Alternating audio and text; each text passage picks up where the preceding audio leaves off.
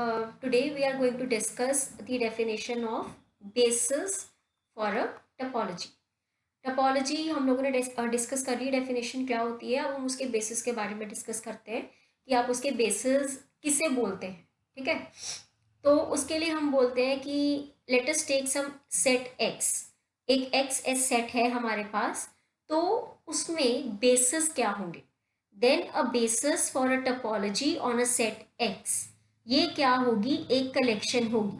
किस चीज की कलेक्शन, हमने दोबारा से सबसेट्स की कलेक्शन करनी है। हमने क्या करना है, जो हमारे पास एक्स के सबसेट्स होंगे उसकी कलेक्शन करनी है। अब वो कलेक्शन बेसिस कब बनेगी, ये कलेक्शन बेसिस कब बनेगी।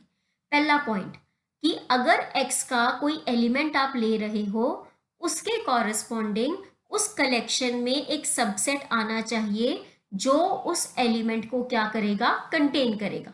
मतलब जैसे ये आपके पास एक एक्स था, ये आपके पास एक सेट एक्स है, इसमें मेरे पास ये कलेक्शन है सबसेट्स ऑफ एक्स की। ठीक है, तो वो बोलता है अगर आपके पास इस एक्स में एक एक्स पड़ा है तो वो एक्स उस कलेक्शन के एक सबसेट में भी पड़ा होना चाहिए। मतलब एक सबसेट ऐसा जरूर आना चाहिए जो उस एक्स को कंटेन करे। पहला पॉइंट। सेकेंड पॉइंट में हम क्या बोलते हैं, for any x belonging to the intersection of two elements. Intersection of two elements, तो दो एलिमेंट्स ले लेते हैं किसके, सब कलेक्शन के। ऑब्वियसली ये B1 हो गया, ये B2 हो गया। This is B1, this is B2। तो इसको थोड़ा सा वाइडर बना लेते हैं, एक सेकेंड। तो ये B1 है and this is your B2, और इसके इंटरसेक्शन में एक एलिमेंट पड़ा है x। तो वो बोलता है अगर इंटरसेक्शन में कोई एक एलिमेंट जा रहा है तो उसी सब कलेक्शन में एक और बेसिस का एक और सबसेट आना चाहिए जो उस x को कंटेन करे और वो इटसेल्फ इंटरसेक्शन में पड़ा हो। ठीक है, हमारे पास क्या है, दो इंटरसेक्शन पड़े थे, इंटरसेक्शन में एक x ले लिया। वो बोलता है वो x एक और B3 में पड़ा होना चाहिए जो B3 ऑलरेडी इंटरसेक्शन में पड़ा है। ठीक है, अगर ये दो पॉइंट सेटिस्फाई हो जाएंगे उस कलेक्शन के लिए तो उस कलेक्शन को आप क्या बोल देंगे, बेसिस बोल देंगे। ठीक है, इसका जैसे हम एक एग्जांपल करते हैं, या फिर पहले इसको डिफाइन करते हैं कि हम इसको और क्या बोल सकते हैं। ठीक है, लाइक वी से remark if B satisfies above two conditions, if B satisfies above two conditions, then we can define a topology. We can define a topology. किस तरह से टपोलॉजी को डिफाइन कर सकते हैं, topology T generated by B। ये जो collection थी, बेसिस बन रही है जो, ये एक टपोलॉजी जनरेट करती है और उसको आप कैसे डिफाइन कर सकते हैं, एज फॉलोज। वो बोलता है a subset U of X, a subset U of X is said to be open in X। हमें एक X का सबसेट लेना है, उसे हमें ओपन बोलना है, मतलब that is to be an element of T, to be an element of the topology जो हमने जनरेट करानी है उसका element. If for each X belonging to U, for each X belonging to U, there exists a basis element. There exists a basis element from the collection such that वो X उस basis element को belong करे और वो basis element U के अंदर पड़ा हो, तो हमारे पास एक कलेक्शन टपोलॉजी को जनरेट कर देगी। मतलब अगर आपके पास x में कोई सेट पड़ा है u, उसे आप ओपन कब बोलते थे? हम रियल एनालिसिस में करते थे ना कि any set is called as open if each point of that set is an interior point. मतलब उसके अंदर आप कोई एलिमेंट लेते हो तो फर्दर आपके पास अंदर चला जाता है। तो a subset u of x is said to be open if for each x there exists a basis element b such that x belongs to b and b is a subset of u। ठीक है, तो हमारे पास ये जो topology है ये आपकी b क्या कर देगी, जनरेट कर देगी। इसे हम टोपोलॉजी प्रूव करेंगे लेटर ऑन। पहले हम इसके थोड़े से एग्जांपल्स डिस्कस कर लें।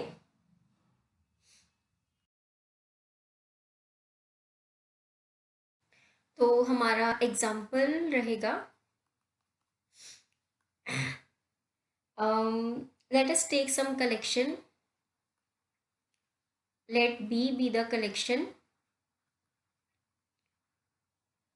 of all circular regions. मतलब of all circular regions, मतलब आपके पास सारे के सारे इंटीरियर ऑफ द सर्कल्स। अगर आप कोई ऐसी कलेक्शन लेते हो जहाँ पे आप सर्कल्स के सारे इंटीरियर्स ले रहे हो, तो आपके पास वो कलेक्शंस बेसिस की दोनों कंडीशंस को सेटिस्फाई करेगी। ठीक है ना, ऑब्वियसली हो गया बच्चे। अगर आपके पास जैसे सर्कुलर रीजन्स हैं, ये मेन सेट एक्स हो गया, आप उसमें सारी इंटीरियर्स ऑफ द सर्कल्स लेते रहो, तो आपके पास जो भी इसमें एलिमेंट होगा उस किसी ना किसी एक एलिमेंट के लिए कोई ना कोई इंटीरियर अंदर सर्कल जरूर आएगा जो उस एलिमेंट को कंटेन करेगा, पहला पॉइंट। दूसरे पॉइंट के लिए क्या बोलता वो कि सपोज करो कोई इंटरसेक्शन है, ये इस इंटरसेक्शन में ऑब्वियसली हम इंटीरियर के अंदर जाकर एक पॉइंट ऐसा ले सकते हैं जो कि एक B3 को कंटेन जिसे एक B3 कंटेन करेगा और वो B3 आपका B1 इंटरसेक्शन B2 में जाएगा। ठीक है, तो आप सर्कुलर रीजन्स का अगर कलेक्शन लेते हो इंटीरियर ऑफ द सर्कल्स का, तो वो कलेक्शन आपका बेसिस बनाएगा। ठीक है, और टोपोलॉजी कैसे जनरेट करेगी ये वाली collection? This topology in the topology generated by B। हमने टोपोलॉजी किया था ना कि हम इससे टोपोलॉजी भी जनरेट कर सकते हैं। और टोपोलॉजी जनरेट कब होती है? अगर किसी x का कोई सबसेट ओपन बन जाए in the topology generated by this collection B। a subset u of this plane, this circular plane is open, वो ओपन बन जाएगा कब? if every x in u lies in some circular region। अगर वो x किसी ना किसी circular region में लाई करेगा जो कि u के अंदर पड़ा है, तो आपके पास आपका ये कलेक्शन टोपोलॉजी भी जनरेट कर सकता है। तो this is your example. Now just let us prove कि जो हमने टोपोलॉजी पीछे जनरेट कराई थी कलेक्शन से, क्या वो टोपोलॉजी कैसे बनती है। Just let us right it again कि उसकी स्टेटमेंट हमारे पास कुछ ऐसी थी, a subset u of x is open, a subset u of x is open in x that is an element of T if for each x belonging to u there exists a basis element B belonging to the collection such that x उस basis element को belong कर रहा है और वो basis element u में पड़ा है। हमें इस जो हमने ये जनरेट करवाई है, हमें इसे टोपोलॉजी प्रूव करना। ठीक है, तो पहला पॉइंट कि फाई और x दोनों आपके t को बिलोंग करने चाहिए, तो फाई तो आपके t को ट्रिवियली बिलोंग कर ही जाएगा। phi belongs to t trivially. Now let us see कि x आपका t को बिलोंग करता है कि नहीं करता. मतलब आपका जो x है वो बेसिकली ओपन होना चाहिए. तो हमने करना क्या है, हमने उस x के लिए एलिमेंट लेना है. For all x belonging to x obviously there always exist, ये जो देयर एग्जिस्ट है ये ऑलवेज है. There always exist some basis element, क्योंकि x टोपोलॉजिकल स्पेस है. There always exist some basis element b belonging to the collection b such that वो x b को belong करेगा. एंड ऑब्वियसली ये जो b है ये x में तो कंटेन होगा ही होगा, क्योंकि x आपकी क्या थी, टोपोलॉजिकल स्पेस है. तो x आपका t को बिलोंग कर गया. तो इसका मतलब फाई और x दोनों क्या कर गए, t को बिलोंग कर गए. ये होगी पहली कंडीशन. ठीक है. सेकंड कंडीशन में हमें एक आर्बिट्रेरी कलेक्शन लेनी होती है और हमें प्रूव करना होता है कि आपके पास, ये आर्बिट्रेरी कलेक्शन पहले ले लेते हैं. Let u alpha be the sub collection of members of t. हमें प्रूव करना है कि जो हमने ये आर्बिट्रेरी कलेक्शन ली है इसका यूनियन भी t को बिलोंग करेगा. अब ऑब्वियसली अगर यूनियन को t को बिलोंग कराना है तो आपने क्या करना है, इस यूनियन में एक एलिमेंट लेके चलना है. उस एलिमेंट के कॉरेस्पॉन्डिंग आपने कैपिटल B में से एक स्मॉल b, मतलब एक बेसिस एलिमेंट एग्जिस्ट कराना है जो उस एलिमेंट को कंटेन करे और वो बेसिस एलिमेंट इस यूनियन के अंदर पड़ा हो. तो लेट अस स्टार्ट. सबसे पहले हम एक एलिमेंट इस यूनियन में लेंगे एंड वी विल प्रूव कि ये x के कॉरेस्पॉन्डिंग एक बेसिस एलिमेंट b आएगा जो कि इस x को कंटेन करेगा और खुद इस यूनियन के अंदर पड़ा होगा. ठीक है, ये हमने एक तरह से प्रूव करना है. तो let x belongs to the union. ठीक है, अगर x यूनियन को बिलोंग कर रहा है इसका मतलब x किसी ना किसी एक u अल्फा को तो बिलोंग करेगा ही, for some alpha belonging to lambda. ठीक है, अब ये जो u अल्फा है ये आपके t के मेंबर्स हैं. तो अगर ये t के मेंबर्स हैं तो ऑब्वियसली ये u अल्फा क्या होगा, open.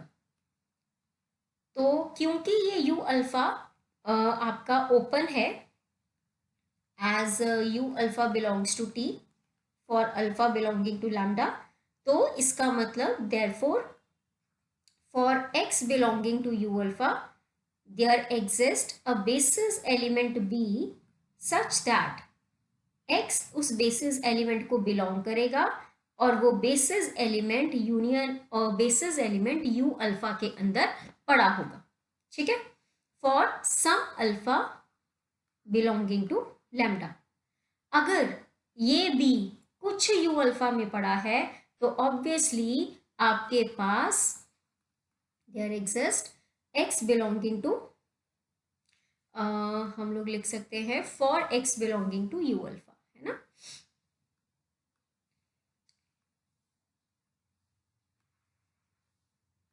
therefore for x belonging to union of u alpha, alpha belonging to lambda, there exists a b belonging to capital B such that x belongs to B and B is contained in the union. ठीक है, तो this implies union of u alpha belongs to the topology T. तो union हमारा belong कर गया. Third point में हमें finite members लेने होते हैं. So let us take two members of T and we will prove कि उनका इंटरसेक्शन टी को बिलोंग कर रहा है. ठीक है, ठीक है. तो अब हमें इंटरसेक्शन को टी को बिलोंग कराना है तो वही सेम बात, हमने इसके अंदर एक एलिमेंट लेना है. Let x belongs to the u1, let x belongs to u1 intersection u2 और हमें प्रूव करना है कि इस x के कॉरस्पॉन्डिंग आपके पास एक एलिमेंट b आएगा, बेसिस एलिमेंट, जो इस x को कंटेन करेगा एंड वो फर्दर इसके इंटरसेक्शन में पड़ा होगा। ठीक है, मतलब u1 intersection u2 is open. ठीक है, तो हम लोग ऑब्वियसली अगर x इंटरसेक्शन में पड़ा है तो जो x होगा that belongs to u1 and x belongs to u2।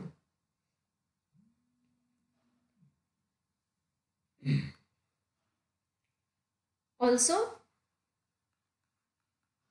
u1 comma u2 topology, ये सॉरी t के एलिमेंट्स हैं, तो इसका मतलब there exist some basis element b1 such that x belongs to b1 and b1 is a subset of u1, and second के लिए there exists some basis element b2 such that x belongs to b2 and b2 is contained in u2। तो अब यहाँ से क्या पता चलता है कि जो x है वो b1 को भी बिलोंग कर रहा है एंड b2 को भी, तो ऑब्वियसली इनके इंटरसेक्शन को पक्का बिलोंग कर जाएगा। और हमारे ये बेसिस एलिमेंट्स हैं, तो हम अपनी बेसिस की सेकंड कंडीशन को अगर लगाएं, by second condition of basis there exist b3 belonging to capital B such that x belongs to b3 and b3 is further contained in b1 intersection b2। क्योंकि ये बेसिस एलिमेंट थे, इसीलिए अगर कोई element intersection को belong करता है तो हम बेसिस की सेकंड कंडीशन लगा देते हैं कि हमारे पास एक और b3 आएगा जो इंटरसेक्शन में पड़ा होगा और वो x को भी क्या करेगा, कंटेन। तो देखो सब कुछ कंबाइन कर दो, हमारे पास सब कुछ कंबाइन करके क्या आ रहा है, thus for x belonging to u1 intersection u2 there exists b3 belonging to capital B such that x is b3 को बिलोंग कर रहा है। ठीक है, एंड ये जो b3 है, ये देखो ये जो b3 है ये आपका b1 इंटरसेक्शन b2 में पड़ा है and b1 is contained in u1, further b2 is contained in u2। ये चीज हम लोग यहां पर अप्लाई कर देंगे। x belongs to b3 and b3 is contained in b1 intersection b2 which is further contained in u1 intersection u2। Thus u1 intersection u2 is open and hence T is a topology generated by the collection B of subsets of X, hence proved।